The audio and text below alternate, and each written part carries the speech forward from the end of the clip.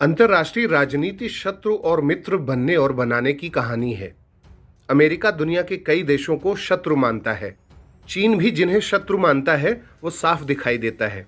उत्तर Korea, Venezuela, Iran, Saudi अरब, Turkey जैसे देशों के अपने खास मित्र हैं और कुछ देशों को ये शत्रु देश के रूप में भी देखते हैं। रूस यूक्रेन के बीच चल रही जंग के बीच अब रूस ने भी आधिकारिक स्तर पर अपने अनफ्रेंडली कंट्रीज यानी शत्रु देशों की सूची जारी की है। नमस्कार, ध्येय टीवी के ग्लोबल अफेयर्स कार्यक्रम में आप सबका स्वागत है और मैं हूं विवेक ओझा।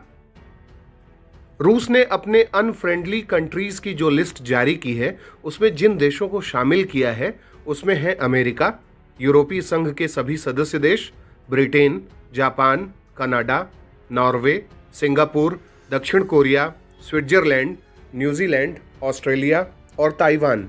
इसके साथ ही यह घोषणा रूस ने की है कि इन देशों से कंपनियों और व्यक्तियों के साथ सभी कॉरपोरेट डील्स एक गवर्नमेंट कमीशन की मंजूरी के बिना नहीं होगी। यानी रूस का एक सरकारी आयोग होगा जो ये देखेगा कि जो भी शत्रु देश हैं रूस के, उनकी कंपनियों और व्यक्तियों के जो भी इकोनॉमिक एक्टिविटीज रूस से हो रहे हैं उनको अनुमति दी जाए अथवा न दी जाए।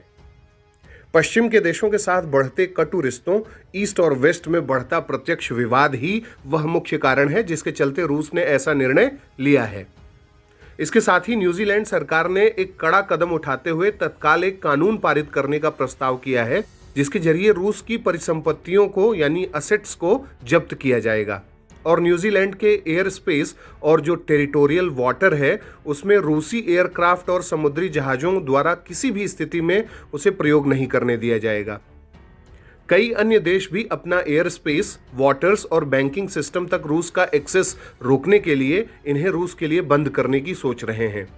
ऐसे में पूरी ग्लोबल इकोनॉमी का प्रभावित होना स्वाभाविक भी है, क्योंकि अगर रूस के जितने भी शत्रु देश हैं वे रूस की संपत्तियों को जब्त करने का आदेश देंगे, उससे व्यापार नहीं करेंगे, रूस के यहाँ निर्यात नहीं करेंगे और उसके साथ व्यावसायिक गतिविधियों को रोक देंगे और वैसा ही काम रूस दुनिया के कई देशों के साथ करेगा, तो जाहिर सी बात है कि कई देशों की राष्ट्रीय अर्थव्यवस्थाएं प्रभावित हो जाएंगी और विभिन्न देशों की राष्ट्रीय अर्थव्यवस्थाओं से ही तो वैश्विक अर्थव्यवस्था संचालित होती है।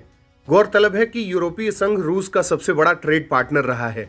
2020 में पूरी दुनिया के साथ रूस के वस्तुओं के व्यापार में ईयू की हिस्सेदारी 37.3% थी।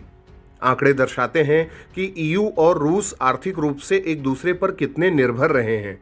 वर्ष 2020 का आंकड़ा देखें तो 36.5% रूसी आयात यानी जो रशियन इंपोर्ट है वो यूरोपीय संघ से आए थे, जबकि रूस का 37.9% जो एक्सपोर्ट है वो यूरोपीय संघ के सदस्य देशों को हुआ था। यूरोपीय संघ का 26% तेल आयात और 40% गैस आयात रूस से होता है। अब इन आर्थिक गतिविधियों में खलल पड़ने का क्या प्रभाव पड़ेगा, इसे आसानी से समझा जा सकता है। रूस आर्थिक प्रतिबंधों के बावजूद यूरोप की करीब 40% गैस की सप्लाई को बरकरार रखे हुए है।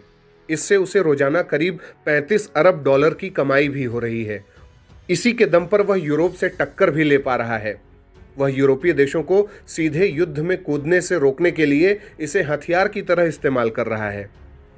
यूक्रेन के साथ जारी जंग और अमेरिका और अन्य यूरोपीय देशों के साथ तनातनी के बीच रूस की मुद्रा रूबल में एक बार फिर से बड़ी गिरावट भी आ गई है। हाल ही में ये करेंसी डॉलर के मुकाबले करीब 30% टूट गई है और नए रिकॉर्ड लो लेवल पर आ गई है। इसके अलावा रूस को इंटरनेशनल पेमेंट सिस्टम स्विफ्ट से भी बाहर किया गया है, जिसका असर क्रिप्टो बाजार में दिखा है। इन्वेस्टर सुरक्षित निवेश की ओर भागने लगे हैं और इसके चलते करेंसी मार्केट में डॉलर और येन जैसी सुरक्षित करेंसीज की डिमांड तेज हो गई है। बिटकॉइन ने पूंजीकरण में रूसी रूबल को भी पटखनी दे दी है। अभी बिटकॉइन का मार्केट कैप लगभग 835 बिलियन डॉलर है, जबकि रूबल का मार्केट कैप लगभग 626 बिलियन डॉलर रह गया है। मार्केट वैल्यू के हिसाब से बिटकॉइन 14वें स्थान पर जबकि रूबल 17वें पायदान पर है। तो कुल मिलाकर कहा जा सकता है कि दुनिया में पॉलिटिक्स ऑफ सैंक्शंस का एक नया दौर शुरू हो चुका है जो विश्व अर्थव्यवस्था को प्रभावित करेगा। कुछ राष्ट्रों को आर्थिक प्रभुता स्थापित करने के नए अवसर प्राप्त होंगे और कुछ की अर्थव्यवस्थाएं सिकुड़ जाएंगी। अब बारी है आज के सवाल की। आपको बताना है कि रूस और यूक्रेन के बीच जारी जंग के 5 सबसे प्रमुख सामरिक और 5 सबसे प्रमुख आर्थिक प्रभाव कौन से पड़ेंगे? आप अपने उत्तर हमें कमेंट बॉक्स में बताएं। अगले कार्यक्रम के साथ जल्द ही हाजिर होंगे। इजाजत दीजिए। नमस्कार।